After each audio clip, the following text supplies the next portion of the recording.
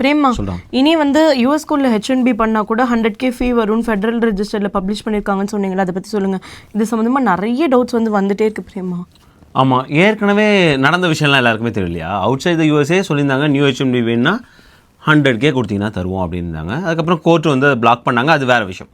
But இப்போ புதுசாக ஒரு ஃபெடரல் ரெஜிஸ்டர் என்ன பப்ளிஷ் பண்ணியிருக்காங்கன்னா, நீ யூஎஸ்ஏக்குள்ளே பண்ணுறதுனாலே 100K ஃபீ வேணும் அப்படின்னு.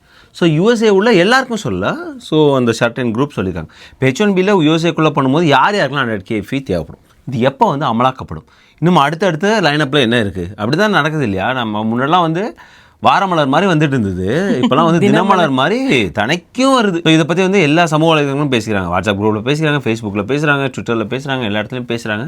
ஸோ நம்மளும் இப்போ பேச போகிறோம். ஆனால் வந்து இது யாரெல்லாம் இம்பேக்ட் பண்ண போகுது, எப்போ வரப்போகுது, யாரெல்லாம் ஒரே பண்ண வேணாம் அப்படின்னு பேச போகிறோம். ரொம்ப முக்கியமான ஒரு விடயமாக இருக்க போகுது. Hey guys, welcome back to our channel. வணக்கம் நண்பர்களே, நான் உங்கள் பிரேம் பேசுகிறேன். நான் உங்கள் ஆர்த்தி பேசுகிறேன். ஸோ வீடியோ போகிறதுக்கு முன்னாடி ஹைப்னு ஒரு ஆப்ஷன் இருக்குது, அதை நீங்கள் கிளிக் பண்ணும்போது இந்த வீடியோ வந்து நிறைய பேருக்கு சேரும், நிறைய அவேர்னஸ் வந்து கிரியேட் ஆகும். பிரேமா, இது வந்து இப்போ ஃபெடரல் ரெஜிஸ்டரில் பப்ளிஷ் பண்ணிட்டாங்கல்ல? கரெக்ட். இந்த வீடியோ எடுக்கும் போது அன்பப்ளிஷ் வெர்ஷன் தான் பார்த்து எடுக்கிறோம், பட் அதை தான் பப்ளிஷ் பண்ண போகிறாங்க. ஒரு பெரிய மாற்றம் வரப்போகிறதில்ல. நம்ம என்ன வந்து விவாதிக்க போகிறோமோ அதுதான் வந்து ஃபெடரல் ரெஜிஸ்டரில் பப்ளிஷ் ஆக போகுது. பட் இந்த வீடியோ பப்ளிஷ் ஆகும்போது அது பப்ளிஷ் ஆகிருக்கும். ஆகஸ்ட் 25 தான் வந்து அதுக்கு நாள் குறிச்சிருக்காங்க, அந்த நாளில் தான் அது பப்ளிஷ் பண்ண போகிறாங்க. ஸோ நீங்கள் இந்த வீடியோ பார்க்கும்போது இந்த ஒரு விஷயம் ஃபெடரல் ரெஜிஸ்டரில் பப்ளிஷ் ஆகிருக்கும். உங்கள் லிங்க்குமே டிஸ்கிரிப்ஷனில் கமெண்ட்ஸ்லையும் பார்க்க முடியும். பிரேமா, இது வந்து இப்போ சீக்கிரமாக பப்ளிஷ் பண்ணிட்டாங்க போல இருக்குல்ல? கரெக்ட். இதை பற்றி நம்ம ஒரு விவாதம் பண்ணியிருந்தோம். அதான் வந்து இப்படி ஒன்று வரப்போகுதுன்னு ஒரு ரூமராக பேசிக்கிறாங்க அப்படின்னு. இப்போலாம் எதுவுமே வதந்தி இல்லை போல இருக்குது, எல்லாமே செய்தி தான். எது வந்து இப்படி வரப்போகுதுன்னு சொன்னால் வந்துடுது. அது நீ பார்த்துக்கோ. OMB ரிவ்யூன்னு ஒன்று இருக்குங்க, அதான் வந்து office of management and budget. நீங்கள் ஏதோ ஒரு டிபார்ட்மெண்ட்லேருந்து போகிறாங்க. இப்போ வந்து USS DHS டிபார்ட்மெண்ட்லேருந்து போயிருப்பாங்க இல்லையா? DHS கீழே USS இருக்குது. USS என்ன பண்ணியிருப்பாங்க, நாங்கள் இந்த மாதிரி வந்து ஒரு ரூல் மேக்கிங் பண்ண போகிறோம்ப்பா அப்படின்னு OMB ரிவ்யூக்கு கொடுத்துருப்பாங்க. OMB ரிவ்யூங்கிறது வந்து பொதுவாக வந்து 30 நாள் 60 நாள் 90 நாள் அதற்கு மேலாகலாம் போக வாய்ப்பு இருக்குது. இந்த தடவை இந்த ஒரு விஷயம் ஒரே நாளில் OMB ரிவ்யூ கிளியர் பண்ணியிருக்காங்க. ஸோ இதுலேயும் தெரிய வருது என்னன்னா வந்து அவங்க நினச்சா எது இருந்தாலும் ஒரே நாளில் செஞ்சிட முடியும் அப்படின்னு. இந்த ஒரு விஷயம் ஒரே நாளில் OMB ரிவ்யூ கிளியர் ஆகி ஃபெடரல் ரெஜிஸ்டரில் போயிருக்கு. ஃபெடரல் ரெஜிஸ்டர்லையும் 60 நாள்லாம் கருத்து கேட்பு கிடையாது, வெறும் 30 நாள் தான் கருத்து கேட்பு. நீ பாரு எவ்வளோ சீக்கிரமாக மூவ் ஆகிட்டுருக்குன்னு. இங்கேருந்து 30 நாள் கருத்து கேட்பு. இப்போ ஆகஸ்ட் 25லேருந்து செப்டம்பர் 25 வரைக்கும் வந்து கருத்து கேட்குறாங்க. அதன் பிறகு அந்த கருத்து கேட்டு ரிவ்யூ பண்ணி திரும்ப அந்த ஃபைனல் டிராஃப்டை OMBக்கு ரிவ்யூ பண்ணிட்டு பப்ளிஷ் பண்ணுவாங்க. இது எல்லாமே ரொம்ப ரொம்ப சீக்கிரமாக நடந்துடும். ஸோ இது வந்து அவங்க ஒரு நாள் குறித்து வச்சுருக்காங்க, மார்ச் 2027க்கு முன்னாடி இது எஃபெக்டிவ் ஆகணும் அப்படின்னு. அந்த டேட் சூஸ் பண்ணியிருக்காங்க. நல்ல கேள்வி. ஏன் அந்த டேட் சூஸ் பண்ணியிருக்காங்கன்னா, முதல்ல இதில் என்ன இருக்குன்னு பார்த்துருவோம். ஸோ அந்த டேட்டை வந்து நான் அதுக்கப்புறம் வந்து கோரிலேட் பண்ணுறேன். இதில் என்ன சொல்லியிருக்காங்கன்னா, நீங்கள் H1B கேப் ஃபைலிங் பண்ணணுன்னா $103,265 $1,03,265 கொடுக்கணும். நீங்கள் அது USAக்குள்ளே பண்ணுறீங்களோ வெளில பண்ணுறீங்களோ எங்களுக்கு தெரியாது. H1B கேப் ஃபைலிங் பண்ணும்போது இவ்வளோ கொடுக்கணும். எம்ப்ளாயர் கொடுக்கணுமா இல்லை? அதுவும் அவங்களுக்கு பிரச்சனை கிடையாது, அவங்களுக்கு தேவை காசு தான். ஆமாம், ஆனால் யார் $1,03,265 கொடுக்க கரெக்ட் இல்லையா? ஸோ அது ஒரு பெரிய அமௌண்ட். ஏற்கனவே அந்த 1 லட்சங்கிற அமௌண்ட் தான் பிரச்சனையாக இருந்ததுன்னு இப்போ ஒரு $3,265 ஏற்றிருக்காங்க. அதில் இது யாரெல்லாம் இப்போ கொடுக்கணும் பிரேமா? அதை நான் சொன்னேன், கேப் ஃபைலிங் அதுதான் ரொம்ப முக்கியம். இந்த ஒரு ஒட்டுமொத்த டாக்குமெண்ட்லேயே முதல்ல பேரா படித்தாலே நமக்கு புரிஞ்சுது. கேப் ஃபைலிங் எப்போ பண்ணுவோம்? சிம்பிள். கேப்புங்கிறது ஒவ்வொரு வருடமும் அவங்க நிர்ணயிச்சிருக்க கேப் லிமிட். H1Bங்கும் போது 65,000 ரெகுலர் கேப்லேயும் 20,000 மாஸ்டர்ஸ்லேயும் வரும், 85,000 இல்லையா? ஸோ அந்த 85,000த்தில் யார் யாரெல்லாம் பண்ணுறாங்களோ அவங்க எல்லாரும் கொடுக்கணும். யார் யாரெல்லாம் பண்ணுவாங்க? ஒரு எக்ஸாம்பிளுக்கு வந்து இங்கே படிக்க வந்திருக்காங்க, இப்போ OPTலையோ ஸ்டெம் OPTலையோ இருக்காங்க, இல்லை F1ல இருக்காங்க. அவங்க வந்து H1B மாறுறாங்கன்னா, புதுசாக H1B வாங்குறாங்கன்னா அவங்க அந்த கேப்குள்ளே போயிட்டு லாட்ரிலாம் இருந்ததுன்னா லாட்ரிலாம் பிக்கப் பண்ணிட்டு அந்த அடுத்த ஃபிஸ்கல் இயர் ஸ்டார்ட் பண்ணுவாங்களா, அதுதான் இந்த கேப் ப்ராசஸ், H1B கேப் ப்ராசஸ்ன்னு சொல்லுவாங்க இல்லையா? அவங்க கொடுக்கணும். இப்போ H4ல இருக்காங்க, H1B லாட்ரி போடுறாங்க. இல்லை L1 இருக்காங்க, அவங்க H1B லாட்ரி போடுறாங்க. இவங்க எல்லாருமே கொடுக்கணும். இல்லை புதுசாக H1B போடுறாங்க இந்தியாவுக்கு வெளியில் இருந்துன்னா அவங்க எல்லாருமே கொடுக்கணும். சிம்பிள். யார் யாரெல்லாம் அந்த கேப் லிமிட்டுக்குள்ளே போய்கிட்டு லாட்ரி இருந்தால் லாட்ரியில் பிக்கப் ஆகிட்டு அடுத்த ஃபிஸ்கல் இயரில் அக்டோபரில் ஸ்டார்ட் பண்ண போகிறாங்களோ எல்லாருமே இந்த $1,03,265 கொடுக்கணும். அந்த ஒரு விஷயத்துக்காக தான் அந்த டேட்டு நிர்ணயம் பண்ணியிருக்காங்க. ஏன்னா இந்த வருஷம் முடிஞ்சிச்சுப்பா, இந்த வருஷம் வந்து எல்லாமே முடிஞ்சு இப்போ அக்டோபர் 1 புதுசாக வரவங்க வருவாங்க, இந்த கேப்பில் செலக்ட் ஆனவங்க வருவாங்க. இப்போ அடுத்த வருஷம் கேப் எப்போ ஆரம்பிக்கும்? மார்ச் மாதத்தில் தான் அவங்க வந்து ரிஜிஸ்ட்ரேஷன் ஸ்டார்ட் பண்ணுவாங்க. ஏப்ரல்லேருந்து தான் வந்து யார் யாரெல்லாம் பிக்கப் ஆகுறாங்க, லாட்ரி இருந்துச்சுன்னா இந்த லாட்டில் யார் யாரெல்லாம் பிக்கப் ஆகுறாங்கன்னு டேட் வரும். அதன் பிறகு வந்து பெட்டிஷன் போடுறது அதெல்லாம் நடக்கும். ஸோ அதனால தான் இந்த மார்ச் குறிக்கிறாங்க. இந்த ரிஜிஸ்ட்ரேஷன் முன்னாடி இந்த எஃபெக்டிவ் ஆகிடுச்சுன்னா இந்த ஃபீயை நம்ம எல்லாத்தையும் வாங்கிடலாம் அப்படின்னு. எதனால் பிரேமா இவ்வளோ பெரிய ஃபீ போட்டிருக்காங்க? கரெக்ட். ஏதாவது வந்து நம்ம இவ்வளோ பெரிய ஃபீ போடணும்னா சொல்லணும்ல, நம்ம இதுக்காக தான் போடுறோன்னு.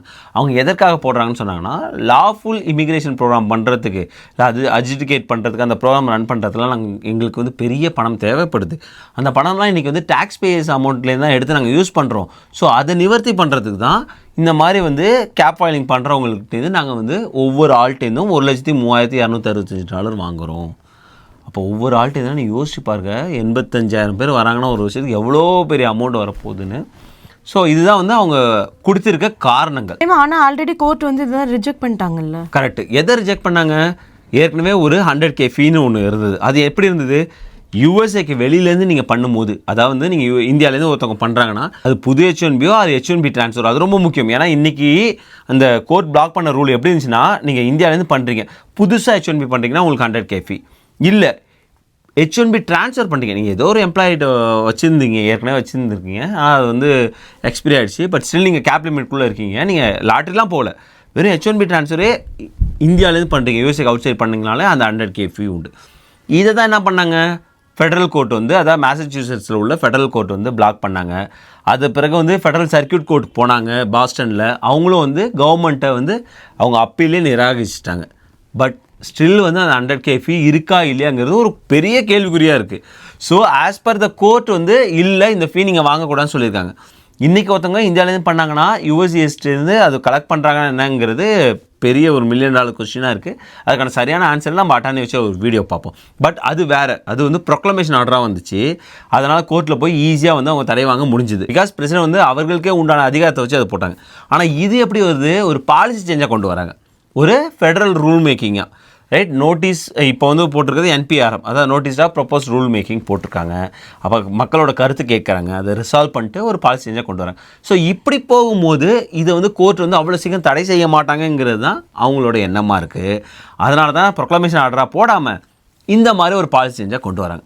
பட் ஸ்டில் இதை வந்து கோர்ட் வந்து தடை செய்யறதுக்கான வாய்ப்புகள் அதிகமாக இருக்குது. பிகாஸ் நீ கேட்டுள்ள கேள்வி இவ்வளோ பெரிய அமௌண்ட்டாக, ஸோ அது சொல்லியே வந்து தடை செய்யறதுக்கு வாய்ப்பு அதிகமாக இருக்குது. பொறுத்து இருந்தால் பார்க்கணும். அப்போ நீங்கள் சொல்கிறது படி பார்த்தா H1B ட்ரான்ஸ்ஃபர் எக்ஸ்டென்ஷன் இதுக்கெல்லாம் பிரச்சனை இல்லைல்ல? இல்லை, ஏன்னா அவங்க தெளிவாக அந்த வார்த்தையை குறிப்பிட்டிருக்காங்க. நீங்களும் பார்க்க முடியும், கேப் ஃபைலிங் பெட்டிஷன்ஸ் தான் சொல்லியிருக்காங்க. ஸோ இது எல்லாமே வந்து H1B கேப் ஃபைலுக்குள்ளே வராது. நீங்கள் H1B எக்ஸ்டென்ஷன் பண்ணுறீங்களா, ஏற்கனவே நீங்கள் வந்து கேப்பில் உள்ளே வந்துட்டு தான் H1B வாங்கிறீங்க, நீங்கள் எக்ஸ்டெண்ட் பண்ணுறீங்க, நீங்கள் வர மாட்டீங்க. H1B ட்ரான்ஸ்ஃபர் ஒரு எம்ப்ளாயர்லேருந்து இன்னொரு எம்ப்ளாயர் போகிறீங்களா, சேம் அதே கதை தான். ஸோ நீங்கள் அதுக்குள்ளே வர மாட்டீங்க. ஸோ யார் யாரெல்லாம் புதுசாக கேப் ஃபைலிங் பண்ணுறாங்களோ அவங்களுக்கு மட்டும்தான் மிகப்பெரிய ஒரு பிரச்சனை வந்து இது எஃபெக்டிவ் ஆன பிறகுலேருந்து வரப்போகுது. பிரேமா, அதில் ஏதோ மாஸ்டர் டிகிரின்னு ஒரு வார்த்தை இருக்குல்ல, அது என்னது? அது என்ன சொல்லியிருக்காங்கன்னா, இன்க்ளூடிங் அந்த மாஸ்டர் டிகிரி அப்படின்னு சொல்லியிருக்காங்க. ஏன் அதை வந்து எக்ஸ்பிளிசிட்டாக மென்ஷன் பண்ணியிருக்காங்கன்னா, ஏன்னா நான் சொன்னேன் இல்லையா, கேப் வரும்போது அதாவது ஒவ்வொரு வருஷம் வந்து காங்கிரஸால் நிர்ணயிக்கப்பட்ட அமௌண்ட்டுன்னு வரும்போது 65,000 நார்மல் கோட்டா, 20,000 மாஸ்டர்ஸ் பண்ணுறவங்களுக்கு. ஸோ அந்த 20,000 கோட்டாவில் நீங்கள் வந்தாலுமே நீங்கள் இந்த ஃபீ கட்டணுங்கிறது தான் வந்து அது பொருள் கொள்ளப்படுது. ஸோ அதை நான் ஒட்டுமொத்தமாக சொன்னேன் 85,000. ஸோ நீங்கள் ஒரு வருஷமாக புதுசாக 85,000 பேர் வராங்க இல்லையா, அவங்களுக்கு எல்லாருக்குமே இந்த ஃபீ. பட் எனக்கு வந்து நீங்கள் என்கிட்ட கேட்டிங்கன்னா எனக்கு வந்து ரொம்ப கான்ஃபிடென்ட் இருக்குது, கோர்ட் வந்து கண்டிப்பாக இது வந்து பிளாக் பண்ணுவாங்க. ஸோ எல்லோரும் வந்து இமிக்ரேஷன் கோர்ட்டுக்கு போவாங்க. பிகாஸ் இப்படி வந்து ஒரு எஃபெக்டிவ் ஆகிடுச்சின்னு வச்சிங்களேன், ஒருத்தவங்க கூட ஃபாரின்லேருந்து இங்கே படிக்க வர மாட்டாங்க. பிகாஸ் வந்து ஃபாரின்லேருந்து படிக்க வரும்போது அவங்க போடுற அந்த நேம் என்னென்னா அமெரிக்கன் ட்ரீம் தான் சொல்கிறாங்க இல்லையா, அப்படி தான் மார்க்கெட் பண்ணி வச்சுருக்காங்க இல்லையா. நீங்கள் இங்கே படிக்க வந்தீங்கன்னா உங்களோட அமெரிக்கன் ட்ரீம் வந்து ஃபுல்ஃபில் ஆகிடும். அது அமெரிக்கன் ட்ரீமுங்கிறது என்னன்னு தெரியல, இன்ன வரைக்கும் ட்ரீமாக இருந்துகிட்ருக்கு. பட் அது சொல்லி தான் அவங்க கூப்பிட்றாங்க. அப்படி கூப்பிடும்போது நீங்கள் வந்து இல்லை நீங்கள் இங்கே வேலை செய்யணும் 100K ஃபீ கொடுக்கணும் அப்படின்னு சொன்னால் அது மிகப்பெரிய பேர்டனாக இருக்கும், நிறைய பேர் பின்வாங்கிறதுக்கு வாய்ப்பாக இருக்கும். ஏற்கனவே நடந்துகிட்ருக்க விஷயங்கள்னால நம்ம பார்த்தோம், பெருமளவில் F1 ஸ்டூடெண்ட்ஸ் வருது, மிக முக்கியமாக இன்டர்நேஷ்னல் ஸ்டூடெண்ட்ஸ் வருது சரிஞ்சிருக்கு இது இந்தியாவிலேருந்து. ஸோ இது ஒரு அடிஷ்னல் பர்டனாக சேரும்போது கம்ப்ளீட்டாக அது வந்து கொலாப்ஸ் ஆகிடும். ஏன்னா அது ஒரு பெரிய எக்கனாமியில் ஒரு பெரிய ஃபேக்டராக இருந்துகிட்டு இருக்குது. ஸோ அதனால் எல்லா யூனிவர்சிட்டியும் போவாங்க, எல்லா இமிக்ரேஷன் அட்டார்னிஸும் போவாங்கன்னு எதிர்பார்க்கப்படுது. ஸோ அதனால தான் நான் சொன்னேன் எனக்கு நிறைய கான்ஃபிடென்ட் இருக்குது இதை கோர்ட் வந்து பிளாக் பண்ணுறதுக்கு. பட் ஸ்டில் வந்து அடுத்த நகர்வுகள் என்ன இருக்குன்னு பார்ப்போம். ஏன்னா வந்து இப்போ எல்லாமே ரொம்ப ஃபாஸ்ட்டாக மூவ் ஆகிட்டு இருக்கு. இன்னும் நிறைய வந்து இந்த மாதிரியான பாலிசி சேஞ்சு அடுக்கடுக்காக இருந்துகிட்டு இருக்கு. ஸோ அது என்னென்னு அடுத்த வீடியோவில் பார்ப்போம். ஐ ஹோப் உங்களுக்கு இந்த வீடியோ யூஸ்ஃபுல்லாக வந்து நினைக்கிறேன். மறக்காம நம்மளோட சேனல் லைக் பண்ணுங்கள், ஷேர் பண்ணுங்கள், சப்ஸ்கிரைப் பண்ணுங்கள். மறக்காமல் அந்த பெல் ஐக்கானும் தட்டி விட்டு போங்க. தேங்க்ஸ் ஃபார் வாட்சிங் திஸ் வீடியோ ஃப்ரெண்ட்ஸ். நன்றி.